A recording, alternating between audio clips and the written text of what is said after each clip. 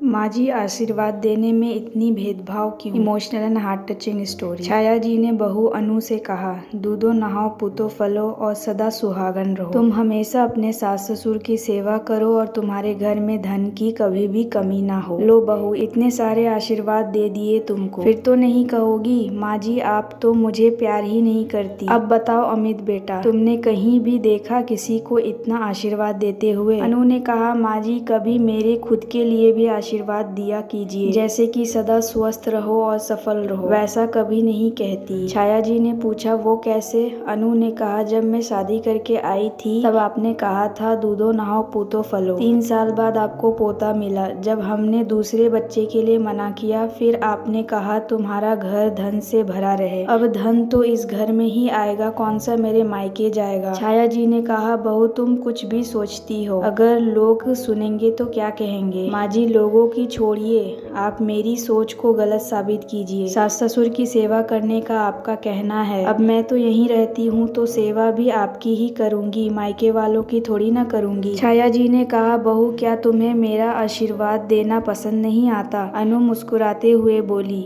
माँ जी इन सभी आशीर्वादों में सदा सुहागन रहो, बस मुझे यही आशीर्वाद ही मेरे लिए लगता है। अनु के जाने के बाद छाया जी ने अपने पति विक्रम जी से कहा, सुना आपने बहू क्या कह रही है? क्या माता पिता या पति पत्नी को कोई अलग अलग आशीर्वाद देते हैं? विक्रम जी मुस्कुराते हुए बोले, हाँ माता पिता तो अलग अलग आशीर्वाद नहीं देते, पर सास ससुर जरूर आशीर्वाद देने में भेदभाव करते हैं। छाया जी ने पूछा, आप साफ साफ कहिए क्या कहना चाहते हैं? विक्रम जी ने कहा, ऐसी धारणा बहू के मन में आज नहीं आई है। सास ससुर के लगातार बेटे बहू में भेदभाव करने की वजह से उनके मन में ये धारणा आई है कि हम अपने बेटे के लिए अच्छा सोचते हैं और बहू के लिए नहीं सोचते। जब बहू शादी करके आई थी तब वह पढ़ना चाहती थी और कुछ बनना चाहती थी, जो तुमने उसे करने नहीं दिया। उस समय तुम्हें पोता चाहिए था। छाया जी गुस्से में बोली, वो तब की बात थी, अब तो उसने अपनी बात मनवा के आखिर नौकरी कर तो रही है, अब उसे मुझसे क्या शिकायत है। विक्रम जी ने कहा, क्या तुम उसके काम करने से खुश हो? तुम उसके कॉलेज जाने से पहले उसे इतना काम बताती हो कि हर रोज उसे कॉलेज जाने में लेट हो जाता है, और जब भी वो जाती या आती तब तुम कुछ न कुछ ताना मारती रहती हो। छाया जी ने बोला, वो तो मेरा बेटा है, उसकी तुलना बहू से कैसे कर सकते हो? विक्रम जी ने कहा, क्या यह घर अकेला तुम्हारे बेटे के पैसे से चलता है? क्या इसमें बहू का कुछ भी योगदान नहीं है? तुम बहू के बारे में क्यों नहीं सोचती हो? छाया जी सोच में पड़ गई। तब विक्रम जी ने कहा, छाया एक बार सास बनकर नहीं बल्कि माँ बनकर सोचो तो तुम दोनों के विचार बदल जाएंगे। इतना कहकर वह अखबार पढ़ने लगे। सुबह 9 बजे अमित ऑफिस निकल गए। छाया जी बोली, अमित बहू को भी कॉलेज जाना है, तुम उसे अपने साथ क्यों नहीं ले जाते? अमित ने कहा, माँ उसके चक्कर में मुझे घूमकर जाना पड़ेगा, वो अपने आप चली जाएगी। इतना कहकर अमित चले गए। 25 मिनट बाद अनु तैयार होकर आई और बोली, माँ जी सुबह का नाश्ता और दोपहर का खाना सब बना दी हूँ, समय पर खा लीजिएगा।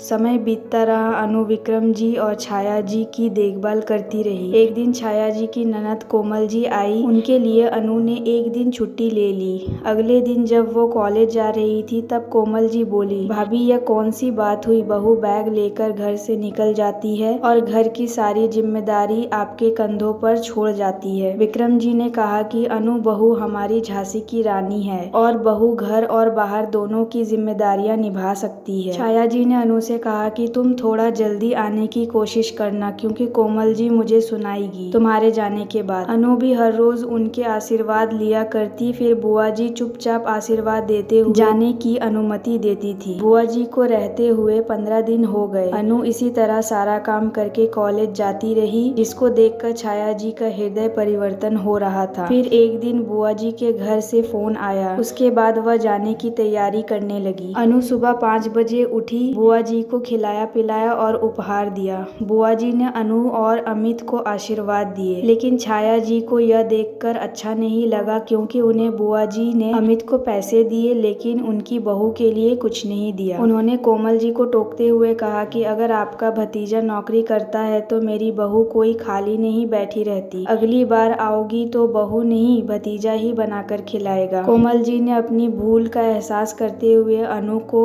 माँ बनने का आशीर्वाद दिया और कहा कि भविष्य में भतीजा नहीं बल्कि बहू खिलाएगी। अनु सासू माँ को गले लगाकर कहने लगी कि आप आज से मेरी माँ बन गई हैं और मैं इस दिन को हमेशा याद रखूंगी। अब हर रोज अनु जाने से पहले सास का आशीर्वाद लेती और छाया जी उसे सदैव स्वस्थ रहने और तरक्की करने की शुभकामनाएं देती। अनु की मुस्कान ने सभी को खुशी से भर दिया और खासकर विक्रम जी को बच्चों की मुस्कान देखकर उन्हें बहुत खुशी हुई। अमित जो थोड़ी देर से निकलते थे, अब वह अपने पति का फर्ज बखूबी समझ रहे थे। दोस्तों, क्या आपने कभी सोचा है कि दामाद के बिना जैसे बेटी अधूरी होती है, वैसे ही बहू के बिना बेटा अधूरा होता है। फिर बेटे बहू में क्यों होता है भेदभाव? आशा करती हूँ ये वीडियो आपको पसंद आया होगा। इस वीडियो पर आपकी क्या राय है हमें कमेंट कर ज़रूर बताएं। वीडियो पसंद आया हो तो लाइक और शेयर करना बिल्कुल ना भूलें। चैनल पर नए हो तो चैनल को सब्सक्राइब जरूर कीजिए। वीडियो देखने के लिए, कहानी सुनने के लिए आपका बहुत बहुत धन्यवाद।